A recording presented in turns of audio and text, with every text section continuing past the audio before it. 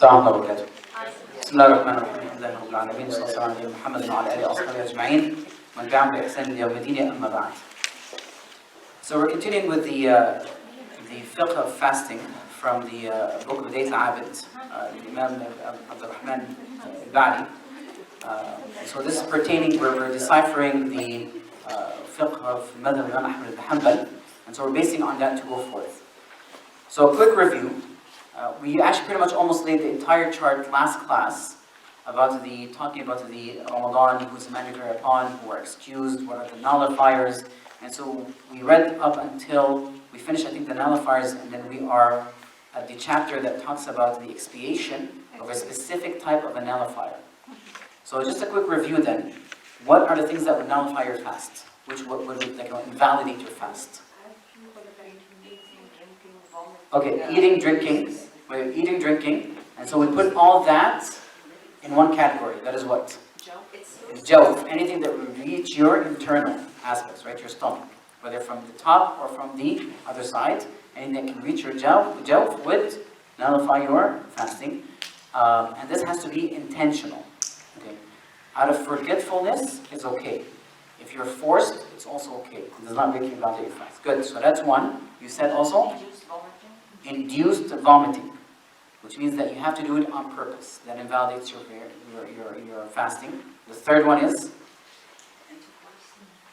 intercourse, but we're going to leave that on the side. That is true, intercourse. But intercourse is very specific, special, because if that happens, whether semen is released or not, there's an expiation for it. Expiation, which means kafar. So intercourse, and then the third one is hijama. Okay. We mentioned that donating blood is not included in that. It's specifically for hijama, because in the school of thought of Ahmad Hanbali, it's called tawqifi, right? Ta'abudi, right? Ta'abudi, which means that there's no qiyas for it. So just specifically for hijama.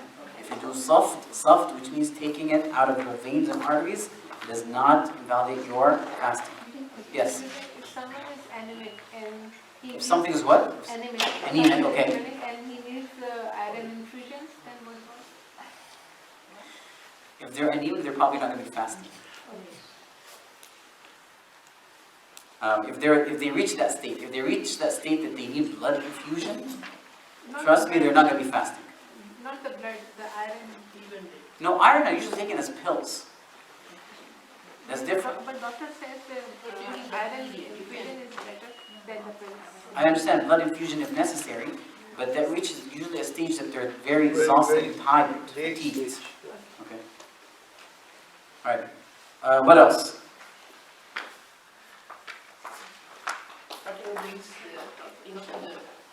So we mentioned that. We talked about anything goes inside. So remember we said anything that would pass to your halq. If you taste anything in your halq, it invalidates. And halq starts after the letter kha. Good.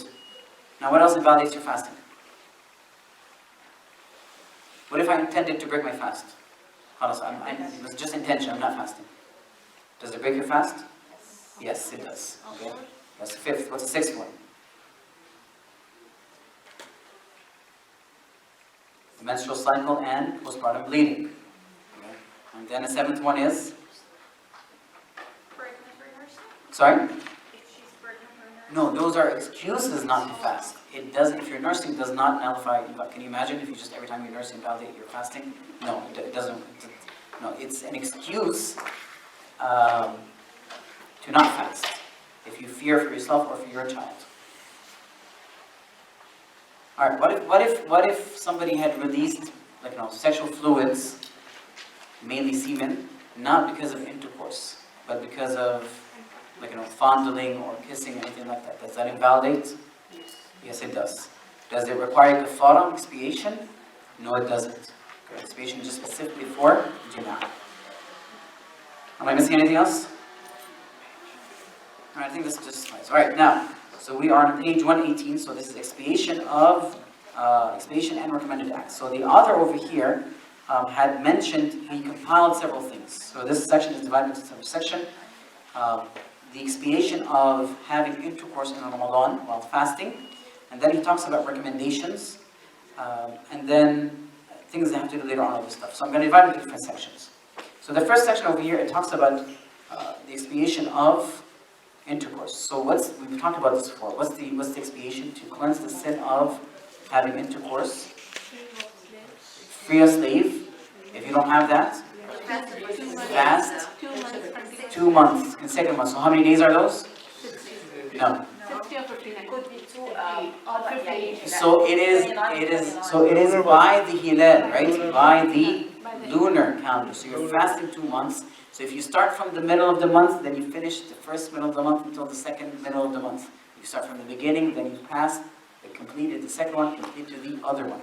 So it can be, both can be 28 days, both can be 28, both can be 29 days, it can be both 30 days, it can be 29 and 30, a mixture of combination, right?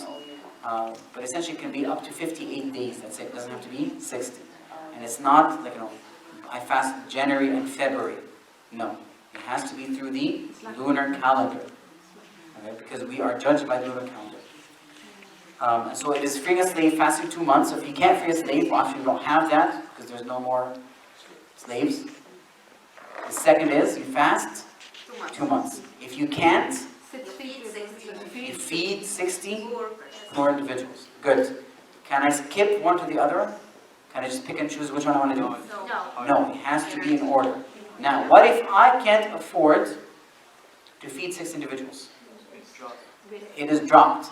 This is only one of the extremely few situations. And there's only one other situation, if I remember correctly, that expiations are dropped completely if you're unable to fulfill them.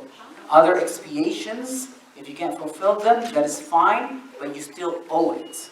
So when you're able, you have to do it. Okay? Alright, so the author, rahimahullah, said, ومن جمع في نهار رمضان في قبل أو دبر ولو لميت أو بهيمة في حالة يلزمه فيها الإمساك مكرها كان أو ناسيا لزمه القضاء والكفارة وكذا من جمع إن طاوع غير جاهل وناسي. So the author over here says, now I know there's some peculiar things they mentioned, but because the scholars get asked about this, so they put it in the book usually. He said, whoever copulates, whether it's vaginally or anally, which essentially is talking about intercourse, in the day, so it's talking about fasting, في نهار, during Ramadan, even with a deceased or a beast. Right? I know this sounds odd, but those questions get asked to the scholars, and so that's why they addressed us. While fasting, whether under duress or forgetfulness, so under force or he's forgotten, so this is specifically talking about the male, by the way, right? Or he's ignorant. So for example, he's doing, this action is being performed while not knowing that Fajr has entered. Okay? You still have to do the expiation. Yes? The Fajr has entered thing. Isn't there so many different, like we follow just the Isna regardless, right? Or because isn't there different ways of doing the Fajr? And some people say be cautious and do. Okay. So the difference of opinion.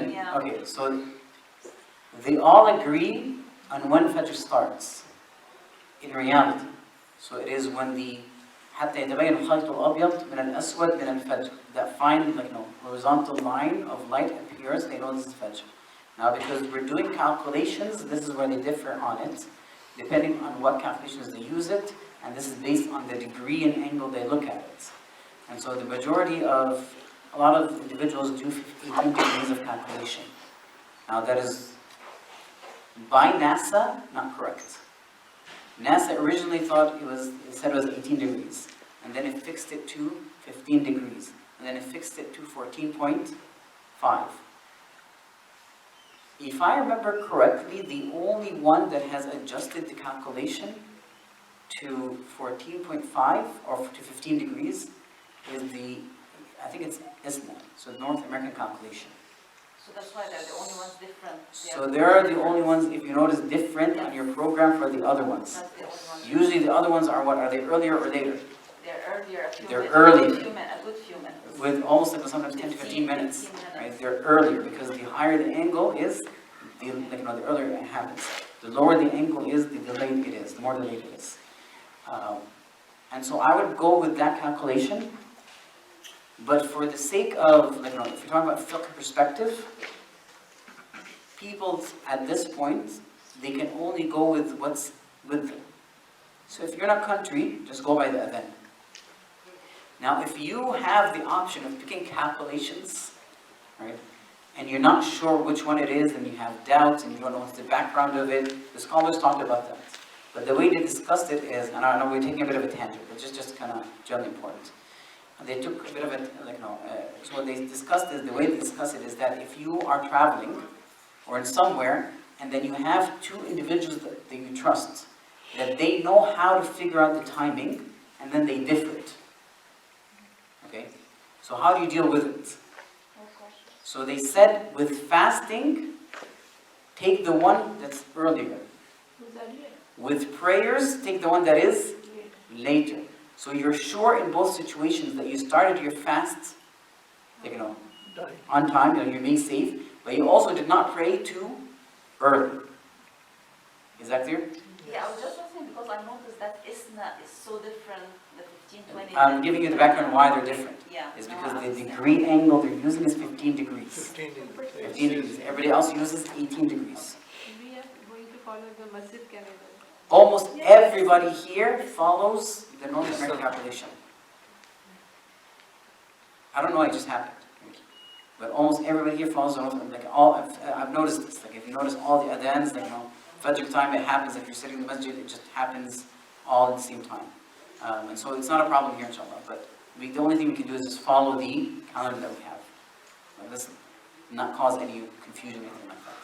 Alright, now, we're talking about the ignorance of having, intercourse with a spouse unknowingly. This situation can happen if it happens, prior to adhan, you didn't realize the adhan had happened, and it happened, then after you finished, you realize, wait, the adhan had happened, then you have to pay an expiation.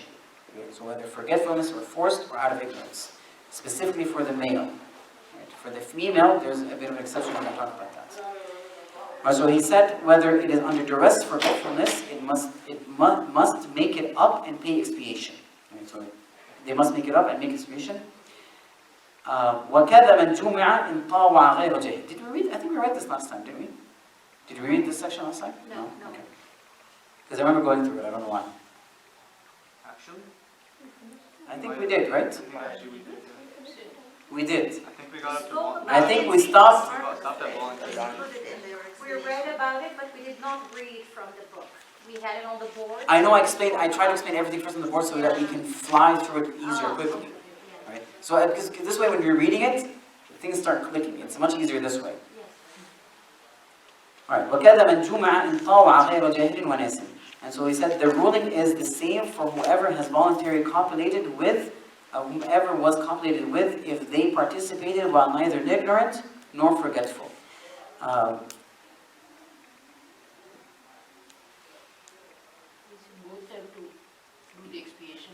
So the male, so here's where the Hanbali differentiated. So the male, there's no excuse for him, whether he was intentional, forgetful, or forced, or ignorant. The female, they made an exception for her, in terms of the expiation. She has to make up the fast, but the expiation, they made an exception. If she was forced, she doesn't do expiation. If she was ignorant, no expiation. Forgetfulness, no expiation. Right? Only if she does it intentionally with agreement. Right? Alright, وَمَنْ جَامَعَ فِي يَوْمٍ ثُمَّ فِي آخَرٍ وَلَمْ يُكَفِّرْ لَزِمَتْهُ ثَانِيَةٌ كَمَنْ أَعَادَهُ فِي يَوْمِهِ بَعْدَهُ الْكَفْرِ. So over here they're talking about, okay, what if a person does it, 2 days in a row, and he did not do the kafara yet. So every time, they had intercourse, and he didn't pay the expiation. And then he did the same thing another day. Does he have to pay one expiation or 2 expiations? You're saying 1, right?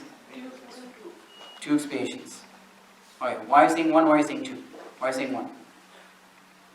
Because I heard about it. Because you heard about it. Why are you saying 2? Not every. Okay. What? Okay. I'll give you another scenario. A person. It's accumulated. So a person, this happened with him in that one day. And he said, you know what? It's ruined, I'm going to do it again in that same day. Okay? So is it 1 expiation or 2 expiations? One expiation. Why one in this case? Because he did the mistake twice. Still the Oh, wait a second. Is it, here's something important, and we reviewed this last time.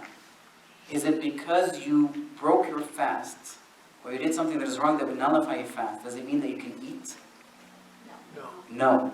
The sanctity of the day must be preserved. You still have to refrain from the nullifiers or the things that would negate your fasting, and you have to make up that fast. Okay? And so even if that happened, right, but the says, you know what, it's ruined anyway, I'm just going to do it again. So they did it twice in that same day without paying an expiation first. Okay? So do they have to do the expiation once or twice? twice. Because it's two mistakes, right? Alright. The way the Hanabila look at it is a bit differently. They don't look at it as per mistake, they look at it per day. Per day. Because each day is independent. And so if you commit an act, it's independent each day. So they don't look at it per mistake. Now, however, if you did that mistake in the same day, they differentiate between I made the mistake and I didn't pay the expiation, I did it again. Then you only have to expiate it once. However, if I did the mistake and then expiated and then did it again, I have to expiate again. That's what I was talking Okay? Now, the only way this can happen is if you, like, you know, either you're going to free a slave, which we don't have, right, and you're too weak to make up 60 days, because you can't make 60 days in one day. I'd like to see that. I don't think it happens. Right? It would be kind of interesting. You try to convince me. So we'll say that they can't do it, and they're just going to feed 60 people. They just immediately go out and feed 60 people. Okay? And then they come back home. Right? Now they have expiated their sin, and they have to withhold from fasting the remainder of the day. If that happens again, they have to expiate it again. In that same day. Okay? So this is what he's talking about over here. So he says, whoever copulates one day and again during another day and does not pay the expiation is required to pay a second expiation, just like someone who repeats it in one day after paying. Okay? Brother, please. Yes? Feeding 60 poor person. So if you're making a thought for a masjid, like for a day, it's not going to consider, Nope. it has to be poor persons. So I And- can send and the we- money for So here's the thing. When they say about feeding, it doesn't mean you cook food for them and feed them. yes, But can you or you cannot? No, what the expiation, so the feeding they're talking about over here is you know, zakat fitr, how you give people food. You don't cook the food. You cook the food? No, it's a specific measurement. So you have to give them that. Okay? I'm going with the Hanbali school of thought because, to be honest, I did not review the other school of thought. Do they allow you to cook the food or not? I cannot remember that. But in the Hanbali school of thought, you can't just, like, you know, feed them something. You said that in Hanafi you can give the money. yeah, it's regarding the In money. the Hanafi madhab, yes, you can give the money. In the Hanbali school of thought, you're limited even to what you feed. That's one opinion. Other school of thought, they don't limit to what you can feed. So in the Hanbali school of thought, you're limited to what? Dates, raisins, wheat, barley. Also, it's flour of both wheat and barley that is included, and then jamid. Jamid is preserved milk. You're limited to that. Now, if those don't exist in where you are, you can feed from what the people are feeding. Other schools of thought, they say no, you can feed from anything that people usually eat, the staple food, rice, lentils, stuff like that. Okay, so if you're acting upon that opinion, that is fine. The Imam Abu Hanifa, he allows giving money instead. The other three schools of thought do not allow giving money out. Yes? I'm not sure if there is time frame that you have to do within so many days. There's a time frame Yes, that you. for the expiation, No, for you feed. making up your fast. Yes. So if you're going to make up your fast, you have to make it up before the next Ramadan. We're going to talk about it, inshallah. Right, ولم يكفر. Okay, so ومن جمع في يوم ثم في آخر ولم يكفر لزمته الثانية.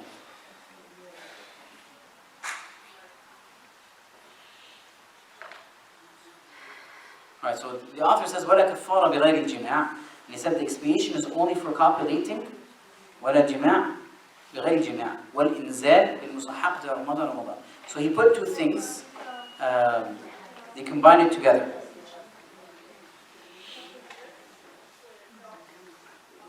So he said the expiation is only for copulating or ejaculation due to a, over here he just mentioned, a lesbian activity during the day of Ramadan, right? And then he mentioned the وهي عتق رقبة مؤمنة سليمة, and it's the manumission of a healthy bond servant. So that's the first thing, that you free a slave that is healthy.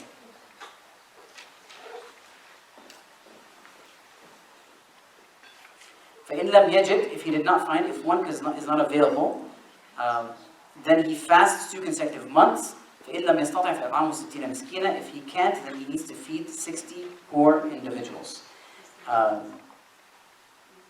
So how much is it for each person? We mentioned last time.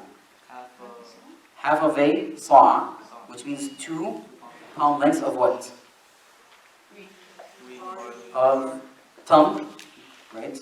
Tam or zabib, which means dates, or raisins, or sha'ir, which is barley, or aqid, which is dessert milk. However, they made an exception for wheat. Okay, so wheat you can give just 1 pound length. The difference between them. فإن لم يجد سقط بخلاف كفارة حج أو ظهار أو يمين. So he says if you aren't able, if a person, if they are not available, whether he's unable to fast unable to fast, free the slave, or feed the 60 individuals, they say it's voided, so which means you don't have to pay it anymore. Unlike the expiation for Hajj, Zihar, and an oath. Okay, Hajj, Zihar, and an oath, which means that those are not forgiven. They still are a responsibility to give them, to fulfill them once you're able to. Zihar, which means that you. So this at the time of the Prophet, so in Jahiliyyah, the Arabs, so they would say, "Anti alayka dhahri ummi." So this is how they usually prohibit one's spouse upon themselves. They'll say, "You are upon me like the back of my mother," which means that you are like my mother, and a person cannot marry their mother. Right, so this is called zihar. That individual cannot have any relations with his wife before he pays the expiation. For saying that.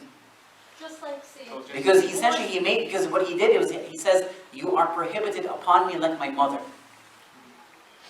So this is what this individual said. Okay? And so which means now I have made you haram for me. Now she's not divorced, but I cannot touch her now. Okay? I cannot have any sort of relationship with her until I pay the expiation. Okay? Why would he say so? What's the reason for angry? I know it sounds weird, but you have to understand the culture, the mentality at that time. Okay, it could have been out of anger. Sometimes they would say, out of anger, they would say that to their wives. Okay, and sometimes they consider that a form of divorce, but in our Sharia, it's not a divorce. Okay, so they would say, "Go away, you're haram upon me like my mother. Go to your house." So what have that got to do with fasting? It's expiation they're talking. They were talking about expiation. Just this aspect has to do with expiation. They say the expiation of copulating in Ramadan, if you're unable to do it, then it drops. It's void. Unlike the expiation that has to do with zihar, or breaking your oath, or Hajj. They just mentioned, so it just happened that this is a good time to mention it. Okay? Because we still haven't talked about Hajj. We still haven't talked about zihar relationship, this in families and all these things. We haven't talked about that at all, but sometimes they fit things in because this is appropriate to talk about it. Because sometimes you might think, okay, which means that any expiation, if I'm unable to perform, then it's void. He tells you, no, wait a second, this is the situation here, unlike these other situations. So this is just how people of fiqh think sometimes. So it's not to do with Ramadan, but it just came and mentioned. Alright, and now he's going to go into what's recommended. So these are things recommended in Ramadan. He said, وَسُنَّ تَعْجِيلُ فِطْرٍ وَتَأْخِيرُ سُحُورٍ وَقَوْلُ مَا وَرَدَ عِنْدَ فِطْرٍ, which means after, أي بعده. And he says, it is recommended to hasten to break your fast. To hasten to break your fast, as long as you're sure that it's Maghrib. Right? So if you're unsure is it Maghrib or not, then it's not permissible for you to break your fast. Right? Because if you have a doubt, you go to the original state, it's still fasting time. So if you're sure that it is Maghrib time, that the sunnah is to hasten to breaking your fast. وَتَأْخِيرُ سُحُورٍ, which means that to delay, how do you translate this? This is to delay, to hasten to break your fast. Oh, he changed the order, okay. And delay the pre-dawn meal. So suhoor is that. Now when does suhoor start? The whole is anytime. No, not any time. No, before. It comes from sahar, Oh, okay. right? The suhoor, when's suhoor? to the Hajj. Sorry? Yes, I'm talking about when the starting time. So if I eat, like anytime after this time is considered suhoor. What is sahar? When does suhoor start? Is it like last third of the night? It starts before that. After? Midnight. After midnight. Not midnight as 12 o'clock. Yes. Our midnight, which is between Maghrib and Isha. And sorry, and Fajr. After Maghrib and Fajr. You count the amount of hours divided by half. Any time you eat afterwards is considered suhoor. Of course, the best form of suhoor is Closer to the Fajr. closer to Fajr. Okay? Now the least suhoor, to achieve the sunnah of suhoor, the least of it is to drink water. The most complete of it is actually to eat. Okay? The Prophet ﷺ said, "Tasaharu fa inna fi suhoori barakah." Have suhoor because in it there is a blessing. And so delaying suhoor. But then he also said, وَقَوْلُ مَا وَرَدَ عِنْدَ فِطْرٍ, and to say what is... He switched the translation. Okay. And to say what has been narrated when breaking the fast, which means after you break it. So okay, so the Hanbali says something specific over here. So when they say, so this means you eat, you break your fast, and then you make the dua, and the dua that they usually mention in their books is Allahumma laka sumt, wa ala rizqika aftar, subhanaka Allahumma wa bihamdik, Allahumma taqabbal minni innaka anta as-sami'ul alim. Do you guys remember it again? It's different than the ones they say. Wait, can you say it again? Now there's, by the way, this is what they write, this is what's recommended. Now there are other things that are also you can say. ذهب الظمأ ابتدت العروق وثبت الأجر إن شاء الله. Okay, so you can say all of those, but they mention this in the longer text. They usually mention some of the longer stuff, but for here in the shorter text they say ذهب اللهم لك صمت وعلى رزقك أفطرت سبحانك اللهم بحمدك سبحانك اللهم بحمدك اللهم تقبل مني إنك أنت السميع العليم. Do you want to add ذهب الظمأ ابتدت العروق وثبت الأجر إن شاء الله? That is also good. Okay? So you see what is recommended. Alright, and then the author moves about what if you miss certain days in Ramadan, whether it's sick, because whatever the case is. He says, وَمَنْ فَاتَهُ رَمَضَانَ قَضَى, and we didn't talk about qada over here, remember in the text, so this is all new now. He says, وَمَنْ فَاتَهُ رَمَضَانَ قَضَى عَدَدَ أَيَّامٍ. Oh, by the way, I forgot to mention, this is not mentioned here. What is the sunnah to break your fast? To break your fast, what is the sunnah? Good. The first is rutab. So there's two types of dates. There's rutab and tamr. Rutab are fresh dates. Tamr are preserved dates, dried. Okay. So the first is rutab, followed by tamr, right? Followed by water. Okay. Followed by what? By water. Now, what if you don't have water or dates and anything else? Or not anything else. If you don't have dates, fresh dates or preserved dates or water? No. So the Hanbali says anything that is considered sweet from the fruits that are preserved. Sweet from the fruits, right? Preserved fruits. And to be honest, in the Egyptian culture, they have this interesting mixture that they usually make of preserved fruits. What's it called? Khoshef. Right? And it's a mixture between, they have, is it peaches? Yes. Dried peaches, there's dates, dried peaches, arasya, I can't remember what's, Prunes. Prunes, right, prunes. They put in their prunes, and they either put it with milk or they put it with some other, water and coconut, some other stuff, right? And I would always, I was learning at the beginning, what are they doing? The sunnah is to eat, dates. But according to the Hanbali madhab, this is also valid, right? So it's kind of interesting. So this taught me never to object on something. Some of the cultural things we do actually have roots in Sharia. Right? It's amazing. So we should not be high on judgment. So this, when I started this halaqah, I said, by the way, this is a class for us to learn the basics. We should not be giving fatwas or judging. This is just for us to practice now. Okay? Let's not make judgments. Let's not make all these other things or objections. Because you never know, other opinions might be that this is correct. But still the preferred... The preferred obviously is rutab, followed by tamr, followed by water. If I remember correctly, the Hanabila says, I can't remember if they say this, any other fruit, is it before the water or after the water? I can't remember. Alright, ومن فاته رمضان قضى العادة أيامه ويسن على الفور إلا إذا بقي من شعبان بقدر ما عليه فيجب. So over here they're talking about whoever has days of Ramadan to make up, then it is recommended for them to immediately make it up. Okay, it's immediately to make it recommended. قضى عدد أيامه, which means he would do exactly the same days.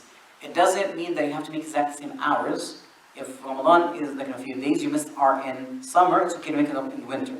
Because all that matters is just doing from sunrise to I shouldn't say from sunrise, from Fajr to sunset. But the number, you have to make up the exact number of days that you missed. Recommended is that you do it immediately and actually consecutively. It's recommended to do it consecutively because you're trying to make it as similar as it was to Ramadan. Do you have to? No, it's just recommended. You're saying how what? After Shawwal, after the 6th month, right? We fast 6 days in Shawwal. No, he's talking about... Alright, that was a good point she had mentioned. That's a good point. She said after Shawwal, we're not after Shawwal. Okay? We're gonna cover this. إلا إذا بقي من شعبان بقدر ما عليه فيجب. So it's recommended to do it immediately, and I'm gonna add it's recommended to do consecutively with Ramadan. So this is a recommendation, except when you have only enough days, like when it's Sha'ban, khalas gonna end. So if you have to make up 5 days and there's only 5 days left in Sha'ban, then it becomes mandatory for you to make it up. It becomes mandatory. It moves from recommended to make it up. Anyway, now you have to make it before the next, because it's not permissible to delay to next Ramadan. Alright, now this is going to address, next point is going to address Sha'ban. It said, وَلَا يَصِحُّ ابْتِدَاءُ تَطَوُّعٍ مَنْ عَلَيْهِ قَضَاءُ رَمَضَانَ. Okay, so the author over here says that وَلَا يَصِحُّ, which means that, where is it? If required to make up Ramadan, it is not valid to begin voluntary fast. Okay. In fact, the opinion is that is actually not just not permissible, it's a sin to do tatawwu' before it's not accepted in the first place, it's invalid. Before you make up what is mandatory upon you. This is the Hanbali opinion, and I think it's also the Shafi'i opinion.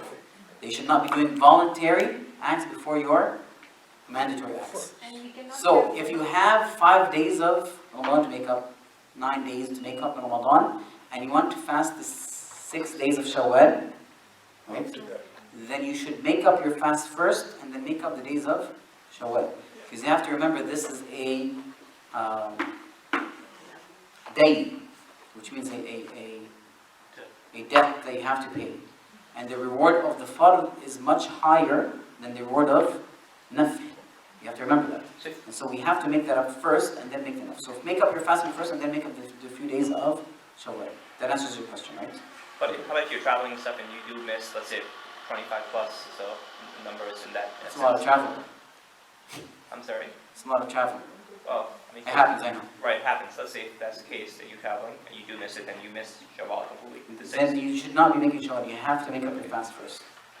Brother, in the salawat, the salat al-tatawwu' the voluntary prayer usually بتصد الخلل في الفرض.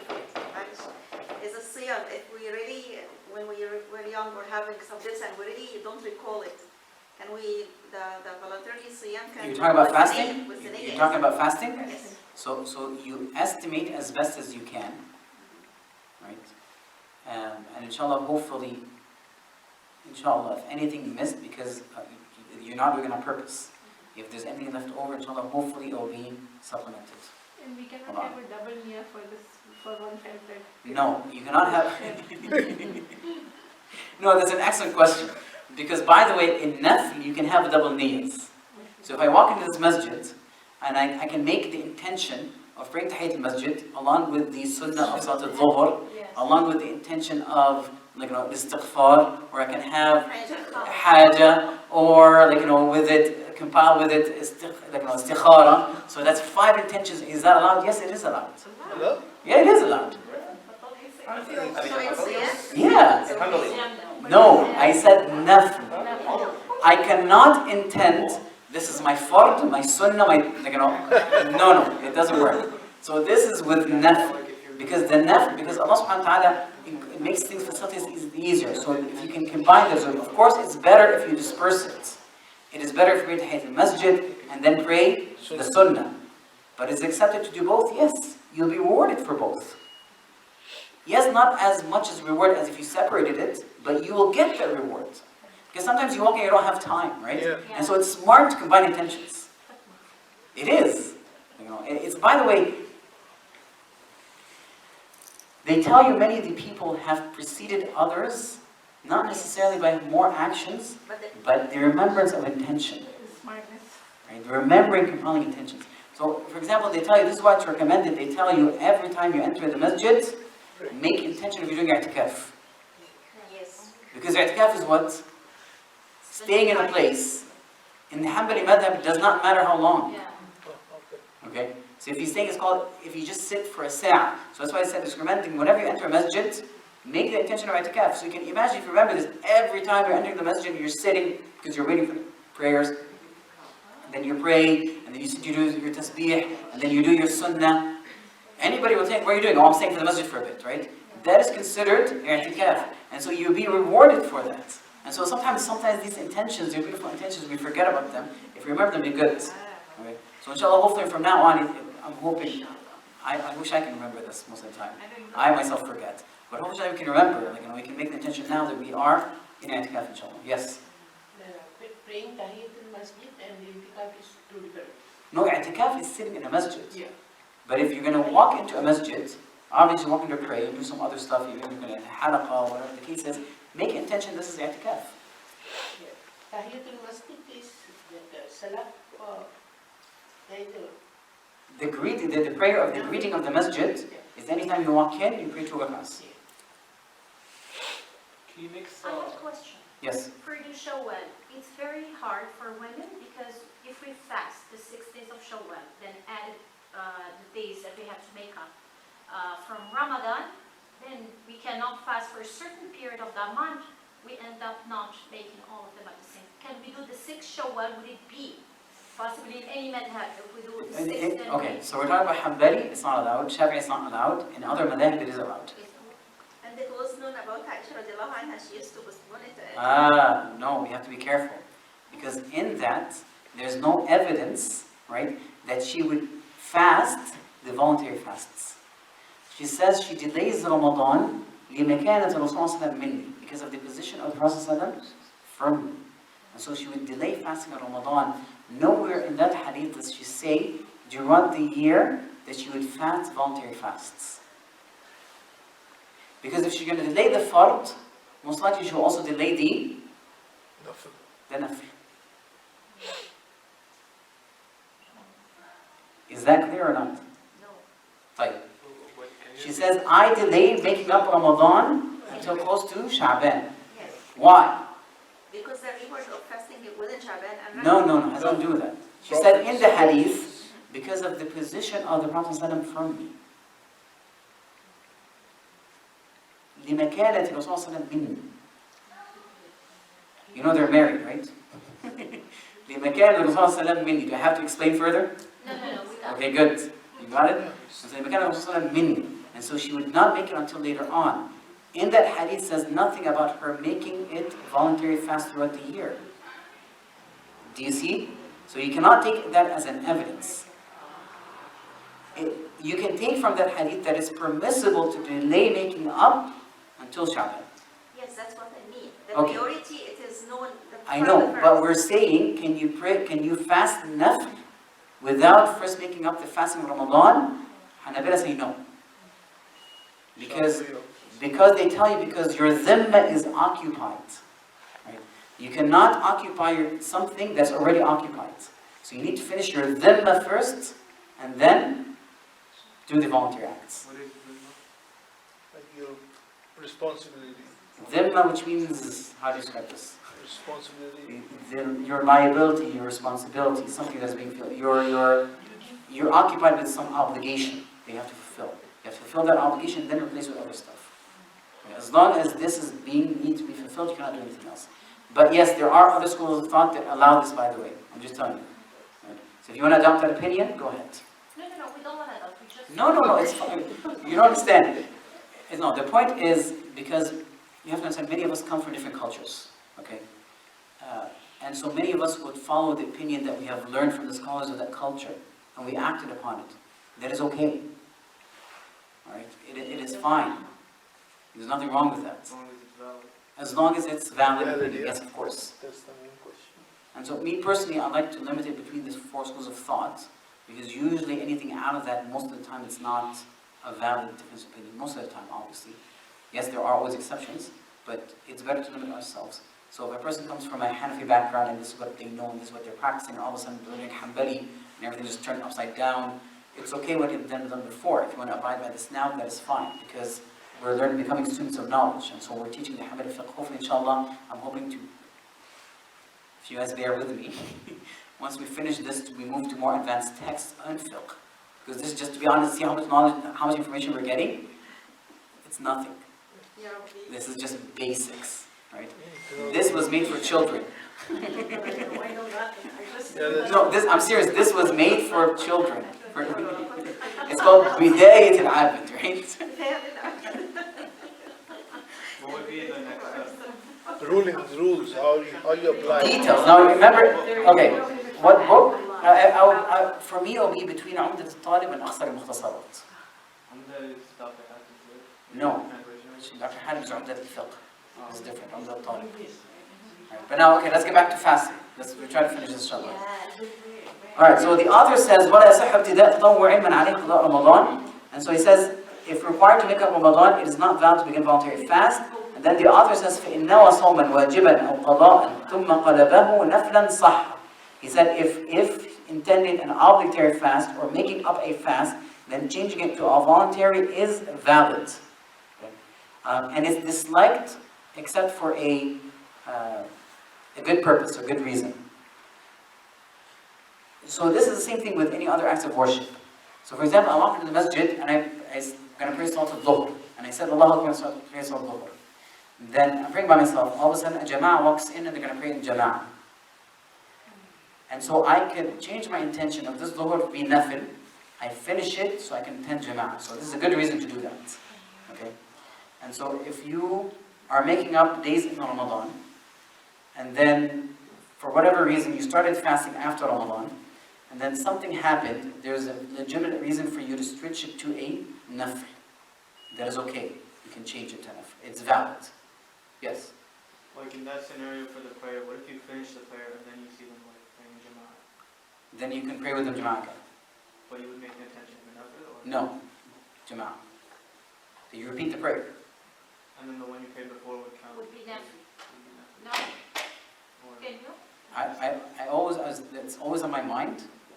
I really did not research it, so I have no idea. But if you pray with them again, you make the intention. Inshallah, make the intention that this is, inshallah, you get the reward for the jama'ah. Allah.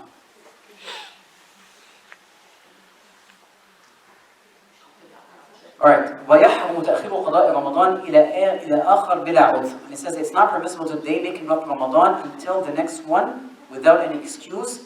فَإِنْ فَعَلَ وَجَبَ مَعَ الْقَضَاءِ إِطْعَامُ الْمِسْكِينِ مِنْ كُلِّ يَوْمٍ. And so if he does such a thing, if it's done, so it's obligatory also to feed a poor person for every day that they have missed. Which means that if I have to make up some days, and I don't make it up before the next Ramadan, I have to, every day I need to make up, because I missed it, I have to feed a poor person. Okay. Now what if I missed it again? So if for example, this year, I missed 5. Next Ramadan came, I did not make it up. The next Ramadan came, I did not make it up also. So that's still 5 days I haven't made it up. Do I have to feed another 5 people? 5. No. You only need to do it once. You only need to do it once. Okay? Is there a point where, like, if it keeps going on, like, just, like, do you always have to make it up regardless? No, you have to make up your fast. No So matter even what. if it's like from 10 years ago? Yes, you have to make up your fast. Alright, وإن مات المفرط ولو قبل آخر أطعم عنه كذلك من رأس ماله ولا يصوم عنه. And so if such a person is a squanderer, which means مفرط, which means that he, a person who had the chance to make up the prayers, sorry, not the prayers, the fasting, but he was neglectful of it. مفرط, which means he squandered his time, he was like not careful, and he had died. So food must be given from their wealth even before the following Ramadan. And so even if he died and he still had a chance to make it up, the kafara is still being paid from his wealth, and it is not to be fasted on their behalf. And nobody should fast on their behalf. Because the act of worship that is obligatory upon you, you cannot make it up, nobody else can make it up on your behalf. There's a couple exceptions. Hajj, for example. Okay? Now Hajj, if a person is unable to perform it, and then they passed away, you can make Hajj on their behalf. Hold on. After you make your own Hajj, right? After you make your own Hajj, of course. And Umrah as well. You can- And Umrah as well. Because once we get to that chapter in the Hanbali school of thought, Umrah and Hajj are mandatory. So fasting? Yes? Question, if you enter the masjid, they're going to pray in janazah, and you did not pray before, let's say. Can you pray with the janazah then pray it over or not? Yeah.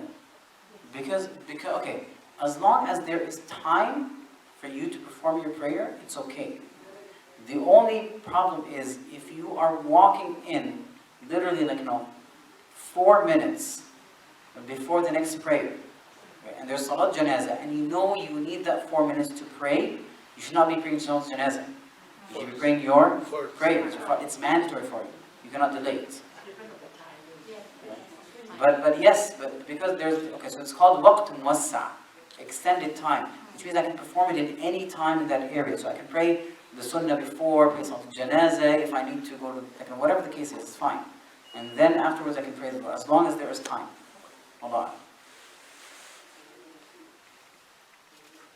Alright, now we're in the volunteer fasting.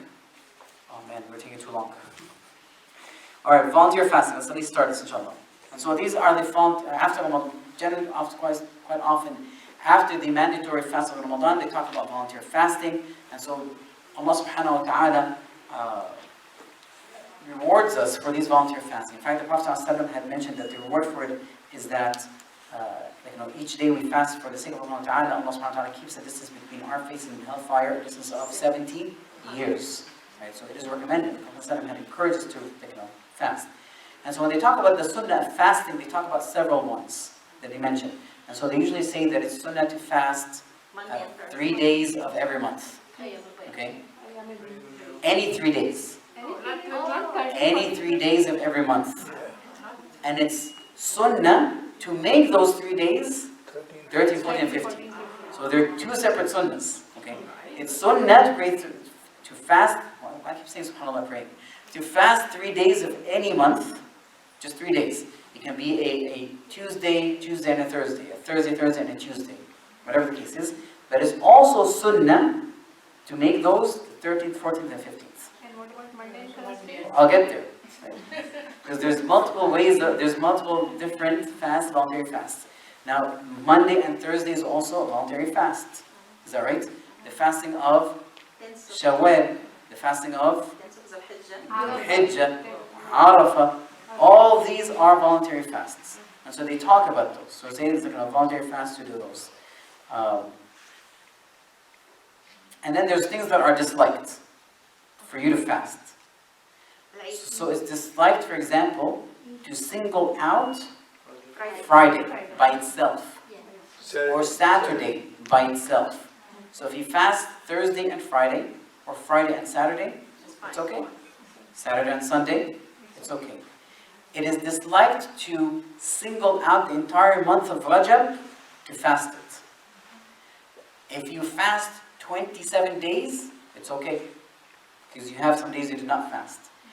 If you combine an entire 9th month along with it, so if you fast all of Rajab, all of Sha'ban, then it also becomes okay.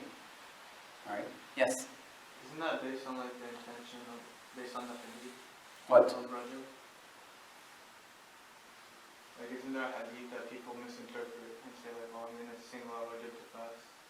So the Prophet ﷺ never singled it out. That's why it's disliked.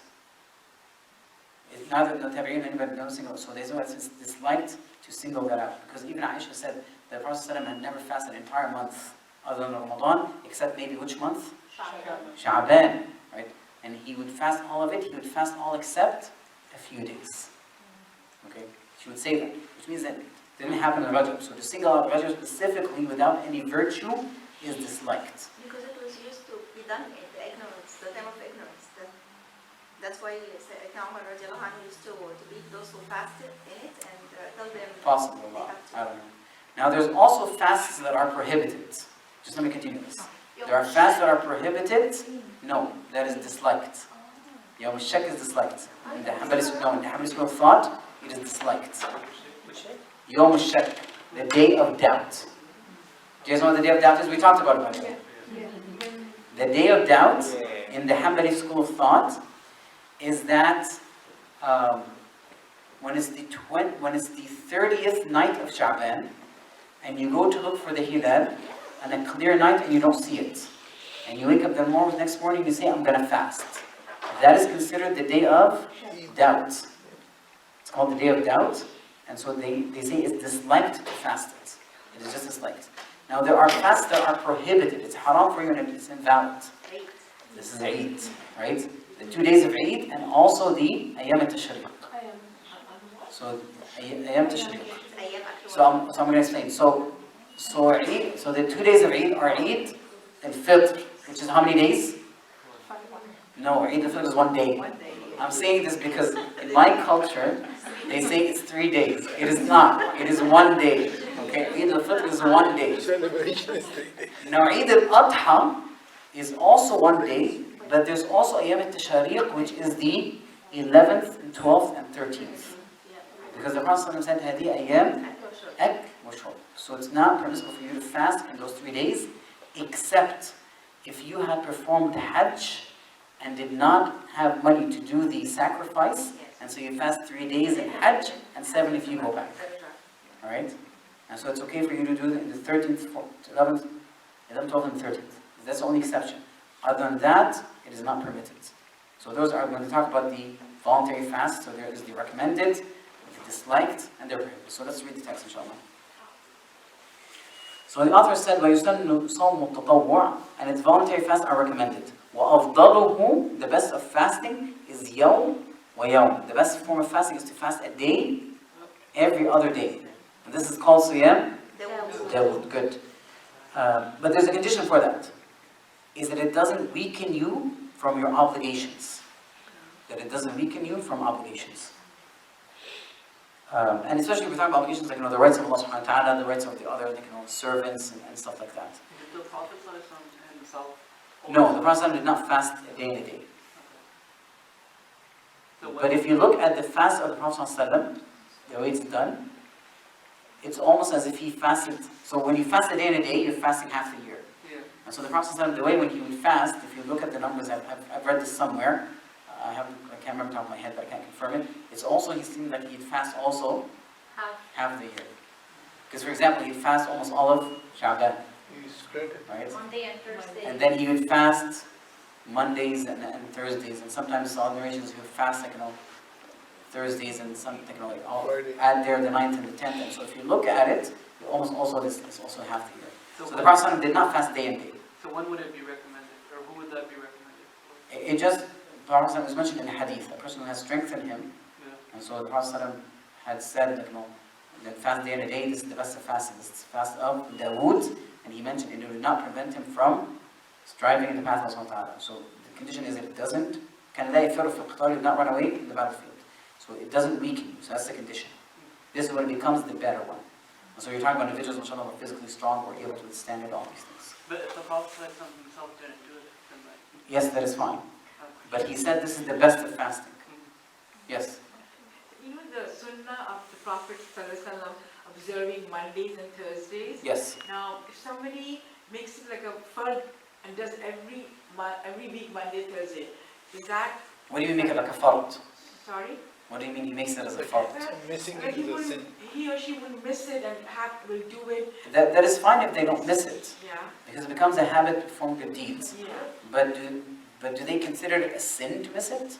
No, not sin. Like some say that if you keep on doing a sunnah and making it a fard on yourself, Making fard on yourself means that it becomes obligatory and it's a sin if you leave it. You can't do that.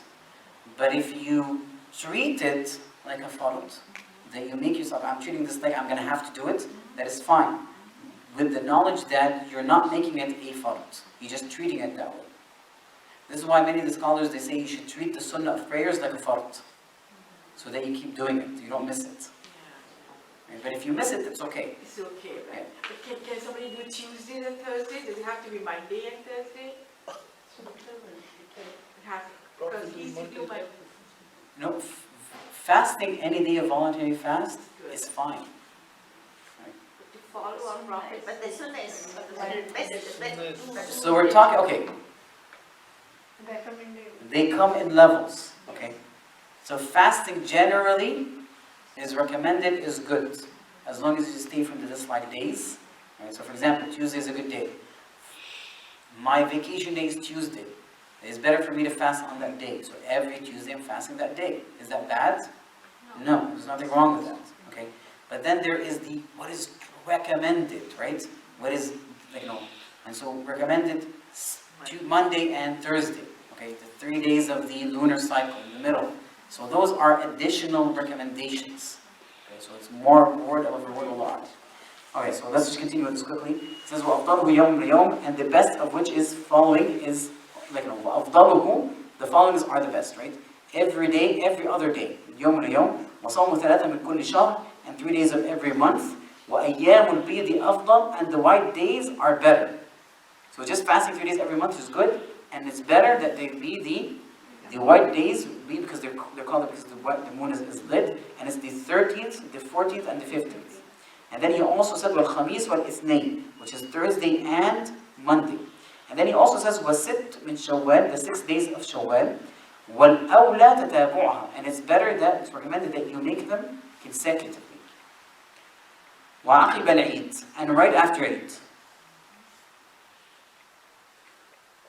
وَصَائِمُهَا مَعَ رَمَضَانَ كَأَنَّمَا صَمَ الظَّهْرَ, and whoever fasts those 6 days of Shawwal after Ramadan, then it's as if he fasted the entire year. Why? Because one hasana is worth 10. So 1 day is worth 10. So we fast the entire month of Ramadan, so that is 10 months, right?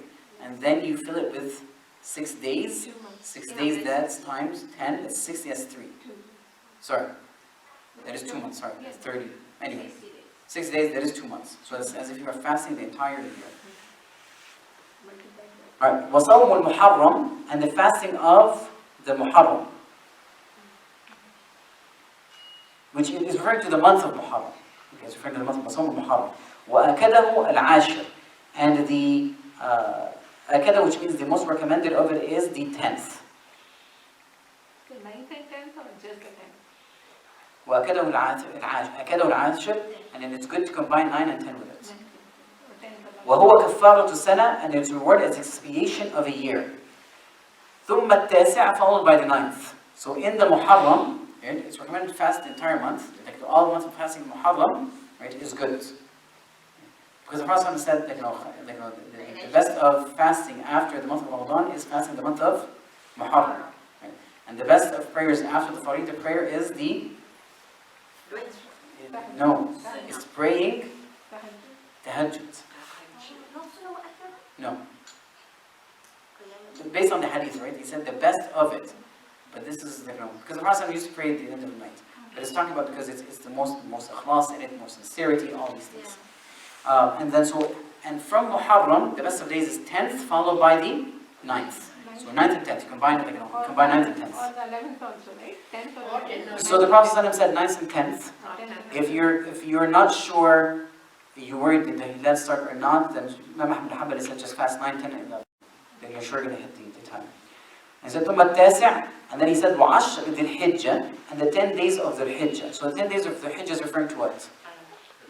not the 10 days, 9 days, right? 10 Yeah. days They just call it the 10 days as a roundup. So it's referring from 1 to 9 because the 10th is Eid. وَأَكَدَهُ يَوْمَ عَرَفَةٍ, and the most recommended of it is what? The day of, especially the day of Arafah. وَهُوَ كَفَّارُ سَنَتَيْن, and it's expiation for 2 years. Now this is referring to, so expiation of sins, usually referring to minor sins. And if the religion doesn't have minor sins, we hope that it reduces the major sins. If they don't have either major or minor because they're removed, then we hope that it elevates the person in their status in hasanat. Now here are the disliked. He said, وَكُرِهَ إِفْرَادُ رَجَبْ وَالْجُمُعَةِ وَالسَّبْتِ بِصَوْمٍ وَصَوْمِ يَوْمِ الشَّكِّ وَهُوَ 30 من شعبان إذا لم يكن حين تراءى علة وصوم يوم النيروز والمهرجان وكل عيد للكفار أو يوم يفردونه بتعظيم وتقدم رمضان بيوم أو يومين إلا أن يوافق عادة في الكل. So all this section is dislike. So he mentions the dislike that you would single out the fast of the entire month of Rajab. Okay, so if you fast some and break your fast some, that is fine. If you combine it with another month, it is fine. Well, Jumu'ah, singling out Jumu'ah by itself. If you combine it with something else, that is fine. Sabt, Saturday, combine it with something else itself. And then fasting the day of doubt. The day of doubt, and he described it as it's the 30th of Sha'ban if there is no justification when it is the time for the sighting, which means it's a clear sky. Okay? And then he said fasting of Nayruz wal Mahrajan. So the fasting of Nayruz and Mahrajan. So Nayruz, these are those are pagan months, especially in Persia. So there are celebrations for the non-Muslims. Okay, and so it's disliked to fast that day. It's disliked to fast that day. And including in it, he's just say that, he said, وَنَيْرُوز وَكُلُّ عِيدٍ لِلْكُفَّارِ, and every celebration for the disbelievers. And by the way, it does not only pertain to religious celebrations, because the disbelievers will always invent celebrations. They'll come together and make it a national holiday celebration. And so you should not also be fasting those days, except if it just happens to be a day that you normally fast. So for example, you say, I usually fast Mondays, and it happens to be some sort of a religious celebration and it's a Monday. It's fine. Okay?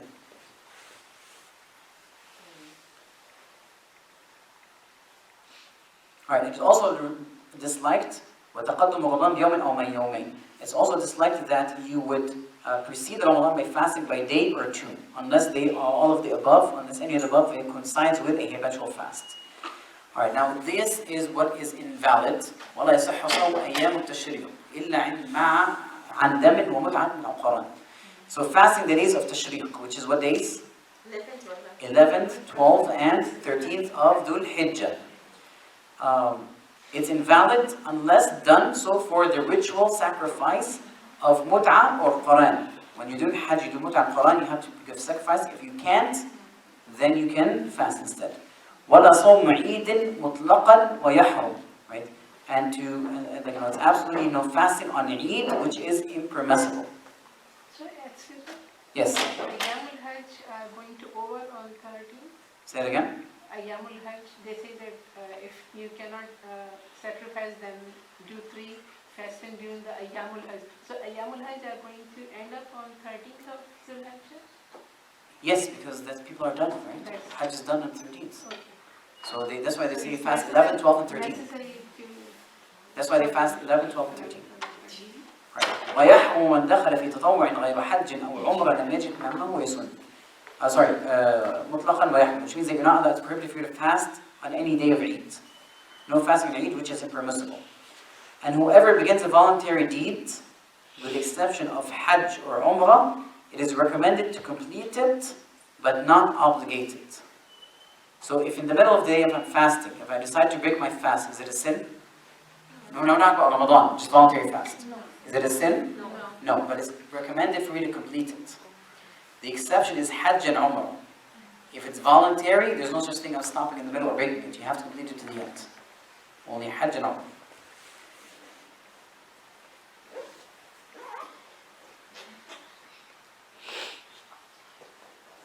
وَإِنْ فَسَدَ فَلَا قَضَاء. And so if that voluntary act that you're performing, if it's ruined, then you don't have to make it up.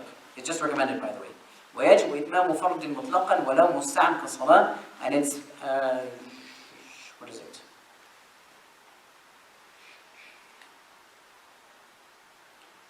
If it's invalid, nothing can explain. Where am I? I forgot. It is categorically obligatory to complete a compulsory act, even if its time is extensive. Example: prayer or making up Ramadan. So referring, for example, I'm making up Ramadan. So I bend the attention of making up Ramadan. I should not be breaking it in the middle. I should not just decide to stop it. It's mandatory for me to continue it, unless there's a really valid reason for me to break it. I got sick, something happened, whatever the case is.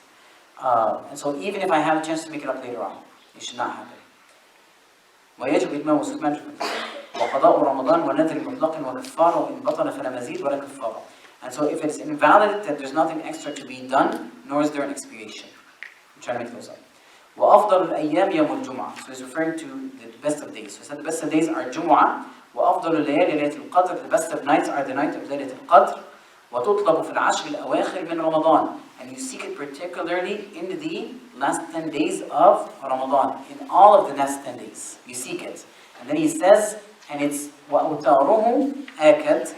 And it's particularly, for their odd nights. So he said, so he's talking about you should seek in the last 10 nights. And in those 10 nights, you should also act of worship should be performed in all those 10 nights. Particularly, you're hopeful in the odd nights. وَأَرْجَاهَا سَابِعَةٌ. And the most hopeful night is the 27th. So if you notice, they did not say Laylatul Qadr is the 27th. They didn't specify. And they said it's the most hopeful. And he says, وَيُكْثِرُ مِنْهَا مِنْ دُعَاءٍ فِيهَا. And the abundant supplication for it should be made by saying, اللهم إنك عفو تحب العفو فاعف عني. Allah subhanahu wa ta'ala, indeed you are oft pardoning, forgiving, who loves pardoning, so pardon. And so we'll stop inshallah over here because we went way over time. And so we are left with i'tikaf in Ramadan. Inshallah we'll finish that next week. سبحان الله وبحمده أشهد أن لا إله إلا أنت أستغفرك.